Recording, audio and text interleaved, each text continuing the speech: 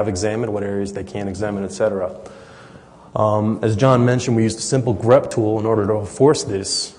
There are some, obviously, in the coding standards you can't enforce through the grep, because it's just grep. But the ones that you can are automated and collected and tracked. You can also, you integrate fuzz testing. Fuzzing is one of those things that is very cheap to do. It's very easy to throw together a good fuzz test mechanism, a good harness, throw it at your application, okay, and produce results. You're empowering the QA and the quality assurance and possibly the developer to do it on their desktop, to throw things at their own thing, to test the negative sets, right? Because your QA is going to go in, they're going to test the functionality. Yes, this functionality was added. Yes, it functions as designed. But it doesn't actually test what happens if something improper gets entered into the form, gets entered into the input, etc.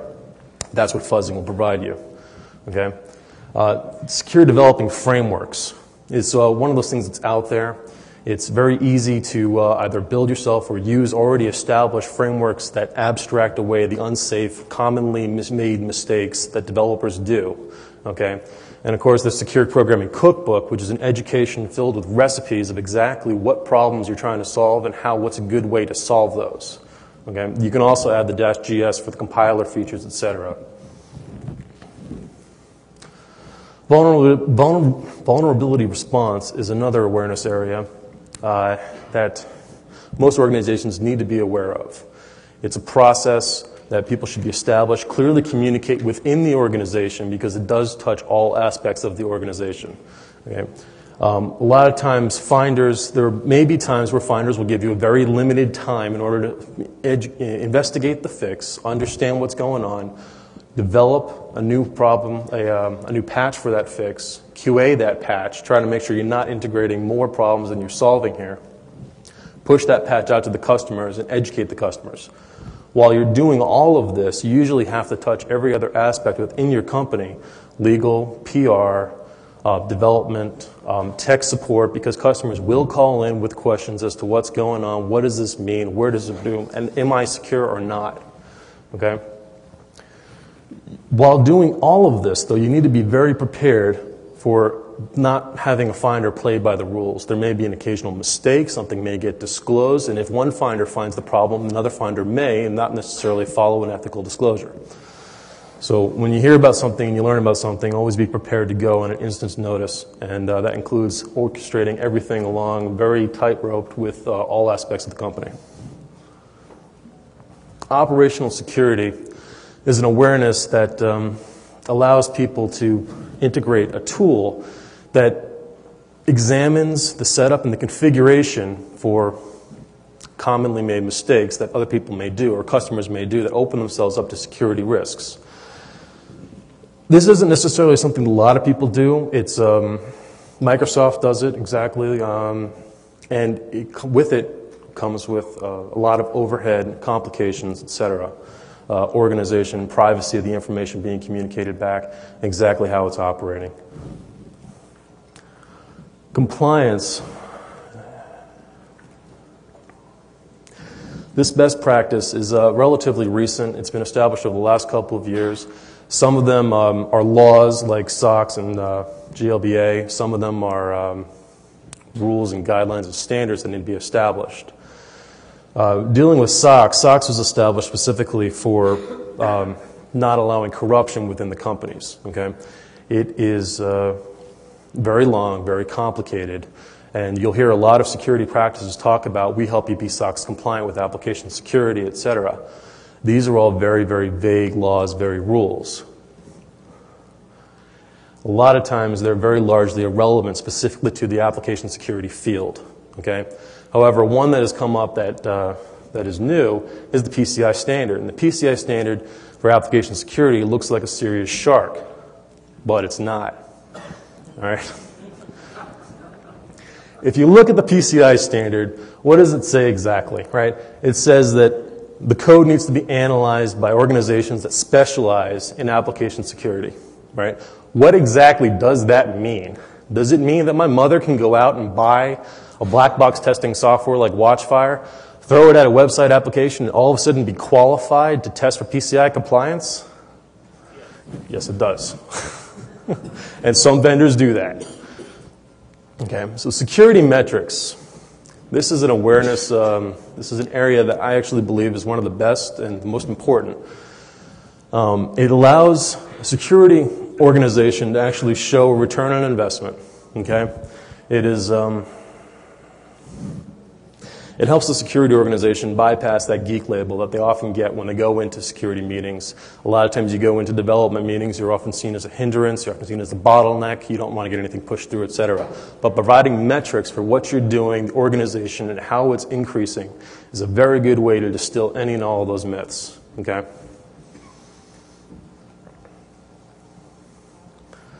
So, how cost-effective is application security within your organization? How easy is it to tell that? How would you go about starting to do this, right? Are you meeting compliance and regulations that an auditor has set up and is asking you, in your application security perspective, in your organization, how you meet those? How do you quantify your results? Okay? A lot of ways you do this is you put together and you put in organizations and you establish goals of how you want to measure it. So some of the goals that we're going to show you today are goals that we found to be very important within McAfee and how we do this. Okay? So one of the goals is tracking the cost of disclosures and what happens when we disclose things. Okay? So we track when they come in, how long it takes us to fix, in what phase of the organization we fix those in, and overall cost. Okay? And I'll go over the audit sections in a little bit. So here is an example set, okay, and these numbers, a little bit made up, but they still compute the same way. You have the vulnerability ID, and then you have how many days, man days, it costs in each stage, okay? So how long it took you to reply to the finder. You want to track how long it takes to reply to the finder because you want to be replying in a timely manner. You don't want a report to come in from a vulnerability, have it sit in somebody's inbox for a month, annoy the finder so that the finder goes and publishes a vulnerability on you just because he's annoyed, okay? Some finders actually follow disclosure properly. If they send an email into you and it doesn't get bounced back, that qualifies as properly notifying you, and if they go ahead and they can publish within 60 days or 30 days, wherever they want to. Okay. Research, how many days it took in research, how many days it took in development, how many days it took in QA. Affecting the product is another aspect that is good to track because sometimes you have products that problems that affect multiple products, or it affects one product which is used in other multiple products. Okay, so in order tracking those, in order to get research on that, you understand when you can patch, how often patches need to be, which customers you need to notify, and how large the problem actually is. The cost next to it, they actually mesh very nicely with what John presented earlier with exactly what and how long and everything else, dealing with the greenfield example that he was using earlier. So as you can see from this, it is actually rather expensive.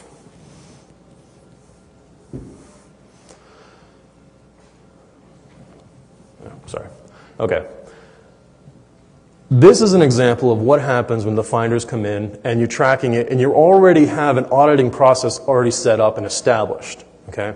So you want to be tracking which vulnerabilities have been reported, which ones have been found in audits, which ones haven't been found in audits, and you go and hunt down why. Now, this is also representative of, John mentioned earlier that when customers come in and they want to closely examine your product, because some customers will be very concerned about the security in their organization, security in their data center, security in their network and infrastructure. They will want to go out and hire a third-party auditor to look at and closely examine your source code. They might have an in-house organization that will look and examine your source code or product that way. And what you do, some people will actually shirk away from that. They don't want people examining their product for security vulnerabilities. But if you open it up and you confront, well, not necessarily confront them, you open talks up with them, you say, this is okay as long as it's under NDA, you properly protect yourself, right? It allows you and your security organization to get a pretty good report card for how you're doing in an organization, securing your products compared to what other people are looking at in your products. Okay? But the problem is it doesn't give you the broad feel for how things are, because sometimes you may end up with a situation where It may be very, very tight. You may actually have no bugs in the product. Okay? Which leads you to a spreadsheet that looks something like this. This is tracking vulnerabilities over the product lifecycle after it's been audited. The audited columns are in red. Okay? The green columns are the columns that have been fixed.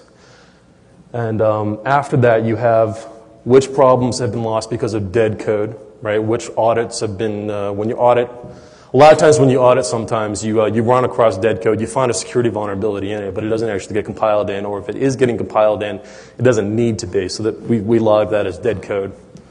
Okay. Which ones are under contestation between the security group, and which ones are not going to actually get fixed. And it's very important to record which ones aren't going to get fixed, because then you know what needs to happen next round, etc. Okay.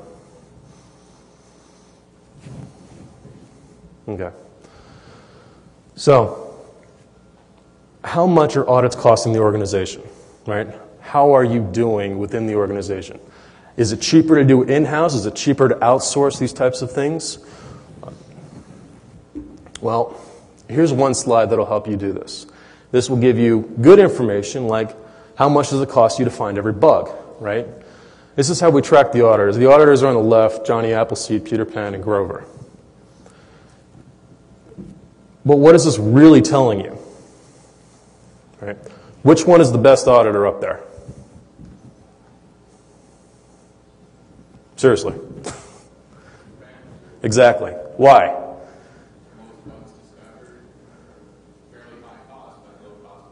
Exactly. So even though he's the highest paid auditor on that list, right, he's still the best one out there. He can find more bugs cheaper than anybody else in less time. This is an example of what happens when the same source code gets audited by individual auditors in a different way. Right? You can quickly see which auditor is good, which auditor isn't that good, which auditor needs more help, which auditor needs to work as a lead auditor, which one needs to be partnered with somebody more senior. Okay? Showing the return of investment of training. Training developers, we talked about awareness training and bringing developers up to speed, making developers not security experts, but security aware. You're still losing developers for significant portions of days or weeks when they do this. It's very costly. But if you use those common, simple grep tools that we were talking about earlier, you end up looking at something like this. You can track how many issues that people have been adding into their source code base, how many times they're using string copy, or whatever violations you have within your coding guidelines, and you can track how that actually changes over time depending on the training that gets introduced.